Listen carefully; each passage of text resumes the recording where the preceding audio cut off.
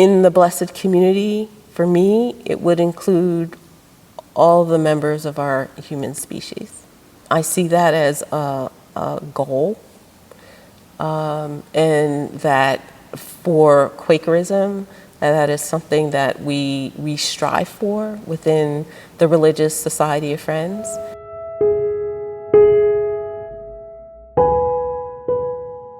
I'm Vanessa Julye. I live in West Mount Airy in Philadelphia, and I work with Friends General Conference, serving as the Ministry on Racism and Youth Programs Coordinator.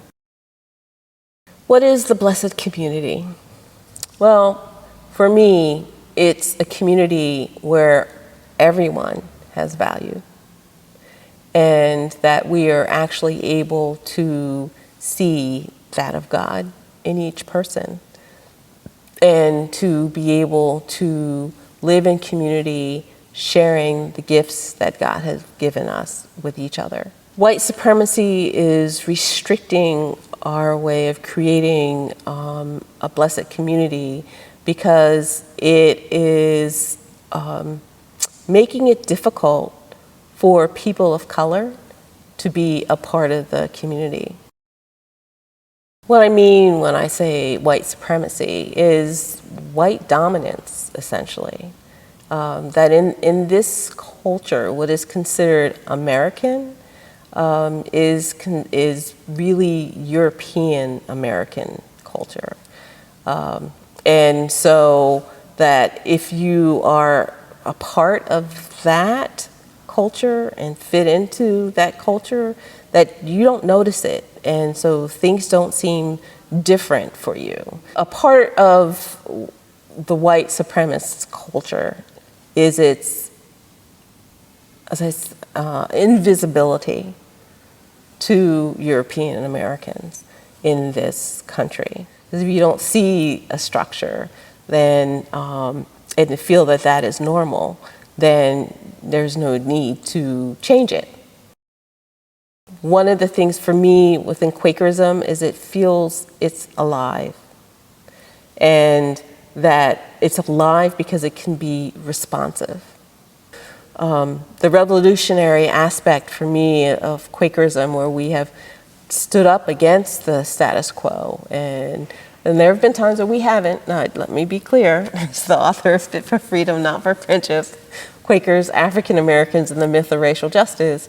You know, I'm not putting Quakers up here on a pedestal and saying we did things perfectly. You know, Quakers had issues with dealing, or have had and still have issues around racism. It's still very much a part of the Religious Society of Friends. But, you know, we were the first group, religious group, to say, no, we will no longer enslave people of African descent.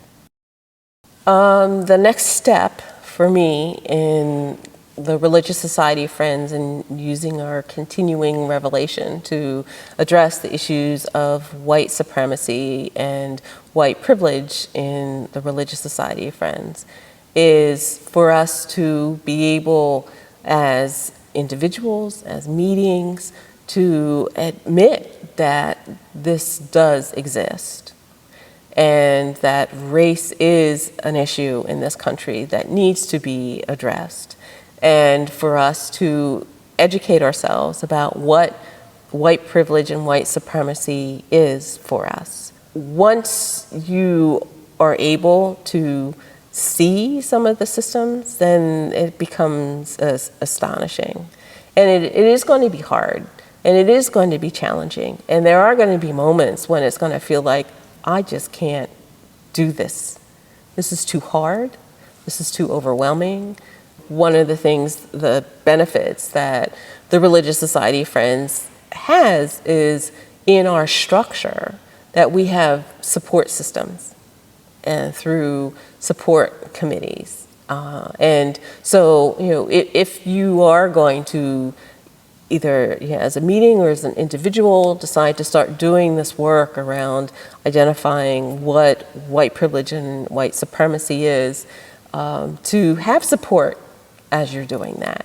If we're able, as some of us are beginning to do around climate and looking at the issues of climate change, of saying, okay, this country, we do need to make a change, and that we do need to be aware of our white privilege and the white supremacy so that we can make changes to create more the blessed community that we're looking for.